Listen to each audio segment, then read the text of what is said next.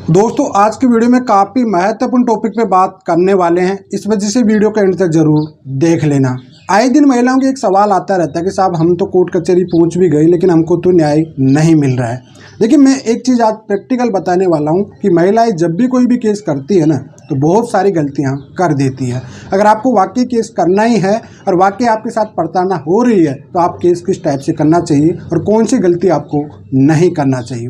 तो आज की वीडियो काफ़ी महत्वपूर्ण होने वाला, खास करके महिलाओं के लिए, इस वजह से वीडियो करते जरूर देख लेना। तो चलिए दोस्तों, नो टाइम पास नो बकवास, सीधा करते हैं काम की बात। मैं हूं हंस। सेकंड बात दोस्तों, कमेंट में नंबर ना छोड़िए। अगर आप मुझसे ही बात करना चाहते हो, डिस्कशन पूरी डिटेल होती है, अपॉइंटमेंट बुक करके आप बात कर सकते हैं।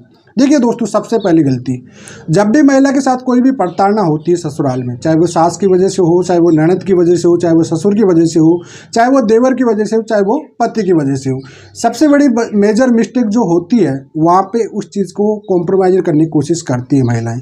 ठीक है, अच्छी बात है भाई, आपके साथ अगर कोई भी मतभेद हो रही है, पारिवारिक मतभेद है, तो उसको पारिवारिक तौर से ही सॉर्ट आउट करने की कोशिश करिए। ठीक है, परिवार वालों का ज़्यादा इंक्लूड मत करिए उसमें। ठीक है, अगर वाकई आप अपने परिवार को बता सकते हैं, आपकी परिवार को बताने की रिस्पॉन्सिबिलिटी आपकी खुद की होती है। परिवार दोनों बैठ के, आपके सास ससुर, अगर आपके हस्बैंड की, ननद की, किसी की है, आपके सास ससुर को बताइए। अगर आपके सास ससुर मानते तो वेल एंड गुड है, नहीं तो आपके माँ बाप को बुलाइए, उसके बाद उनकी बात बनती तो वेल एंड गुड है। ये मत कहिए अपने माँ बाप को कि साहब हमको घर से लेके चले जाइए। ठीक है, अगर एक बार आपके साथ ऐसी घटना घटी है तो सबसे पहले तो आप परिवार के तौर पे इनको समझाने की कोशिश करिए, और हो सके तो इस बात के आप रिकॉर्ड भी बना लीजिए। क्योंकि अगर आपके साथ एक बार प्रताड़ना हो चुकी तो आगे भी जरूर होने वाली है, इस वजह से अपने सबूत इकट्ठे करना स्टार्ट कर दीजिए। ठीक है, अब दूसरी गलती, बाय चांस एक बार समझाने के बाद अगर आप दूसरी बार करते हो, आपके साथ सेम गलती दोबारा हो रही है, हरासमेंट हो रहा है, प्रताड़ना दी जा रही है, तो ऐसी सिचुएशन में नियर बाय पुलिस स्टेशन जो भी ससुराल का पड़ता है वहाँ पे आप एक कंप्लेंट जरूर डाल दीजिए। जी हाँ, अब देखिए आपके साथ मान लीजिए फिजिकली मारपीट करता है आपका हस्बैंड, तो उसकी आप पुलिस थाने में शिकायत कर दीजिए, 112 में शिकायत आप कर दीजिए। ठीक है, या फिर आपकी सास ससुर की वजह से या कोई देवर ननद की वजह से प्रताड़ना हो रही, मेंटल हरासमेंट हो रहा है, तो उनकी भी एक NCR कंप्लेंट आप दर्ज करा दीजिए, रहते हुए, ससुराल में रहते हुए। देखिए कोशिश आप हमेशा ये करिए कि आप ससुराल में रहते हुए केस करने की कोशिश करें, ना कि मायके जाके केस करने की कोशिश ना करें। ठीक है, और दूसरी बात, अगली आपको मैं एक चीज़ और बताने वाला हूँ कि वाकई आपके साथ प्रताड़ना हुई है, मारपीट जिसकी वजह से हो रही है, तो उसमें आप उसी का नाम डालें, ना कि किसी और थर्ड पर्सन का भी।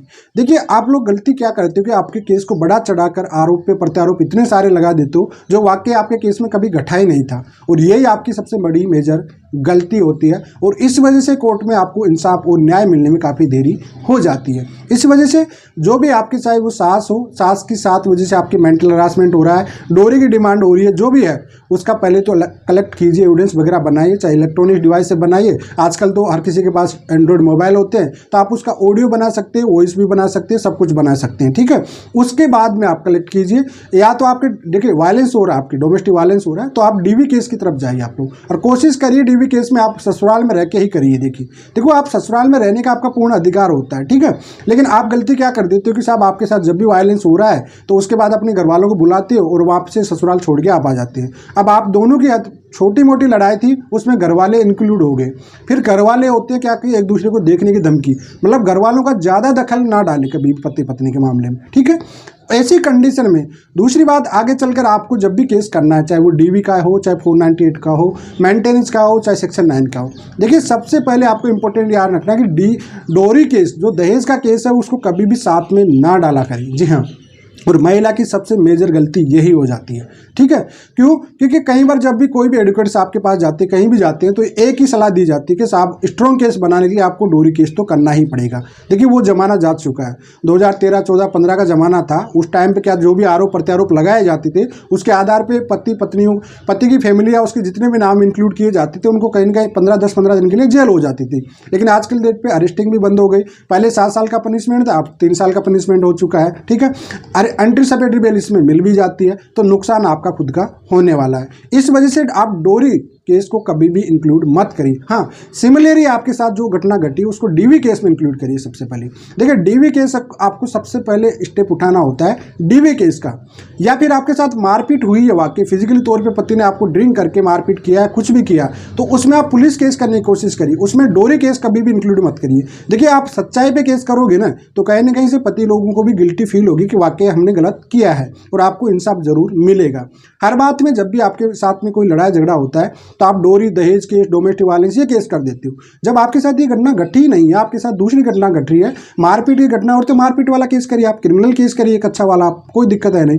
तो इस वजह से देखिए आपके साथ प्रॉपरली। दूसरी बात, जैसे आपके सास ससुर के साथ ज़्यादा नाम ऐड कराने की गलती ना करें। जी हाँ, आप सोचते हो कि बहुत ज़्यादा नाम ऐड कराएंगे, दूर के रिश्तेदारों के नाम ऐड करा देते हैं साहब, केस स्ट्रॉन्ग बन जाएगा साहब, ऐसा कुछ नहीं होने वाला। ठीक है, ये केस आपके लिए ही गलत हो जाएगा आगे चल के, और दिक्कत आपको डिफेमेशन के केस, मान आने के केस भी हो सकते हैं आपको, और एक मेंटल क्रूरल्टी के आधार पे या एक छवि खराब करने के आधार पे, इसके आधार पे आपको डाइवोर्स भी मिल जाएगा पति को।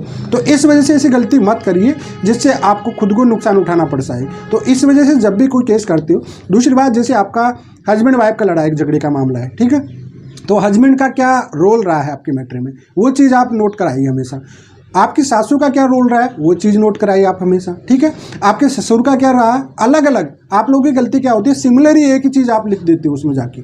जब भी आपकी कंप्लेंट आती है, चाहे वो पुलिस एफआईआर हो, कहीं भी हो, उसमें सिमिलर ही होता है साहब। 10 लाख की डिमांड होगी, इनोवा गाड़ी की हो गई, बाइक की डिमांड हो गई, सिमिलर टाइप की, इसी टाइप की, जो कि 70 से 80% पिटीशन जो होती है उनमें सब एक ही सिमिलर टाइप के केस होते हैं। तो इस वजह से जब भी आप लिखियो, अलग अलग इनका एक्सप्लेन कीजिए, और वाकई टाइम टू डेट टू आपके पास एविडेंस है उनके, तो उनका डेट, टाइमिंग सब मेंशन करने की कोशिश करिए आप लोग। नहीं तो आगे चलकर आप सिमिलर एक ही लपेटे में लपेट रहे हो तो आपका केस है ना बिल्कुल गलत होने वाला है, बहुत स्ट्रॉन्ग की जगह बहुत कमजोर होने वाला। ये गलती आप कभी भी ना करें। जी हाँ, और दूसरी बात, डीवी केस में आप ना जब भी डोमेस्टिक वायलेंस केस करते हो तो उसमें आप इंट्री मेंटेनेंस की एप्लीकेशन जरूर साथ मेन फाइल के साथ लगा दो। कम से कम आपकी इंट्री मेंटेनेंस की सबसे पहले सुनवाई होगी तो आपका भरण पोषण स्टार्ट हो जाएगा। और देखिए, आज की डेट में भरण पोषण स्टार्ट होने के बाद ही है ना कहीं के पति झुकने लग जाते हैं। क्यों? क्योंकि उनको लगता है कि यार कोर्ट कचहरी में पैसा भी देना पड़ रहा है, पत्नी भी नहीं रह रही है, तो कहीं ना कॉम्प्रोमाइज़ करने की कोशिश करते हैं। इस वजह से आप बढ़ा चढ़ा के आरोप प्रत्यारोप लगाने के बजाय अपने केसों का तरीका बदलो,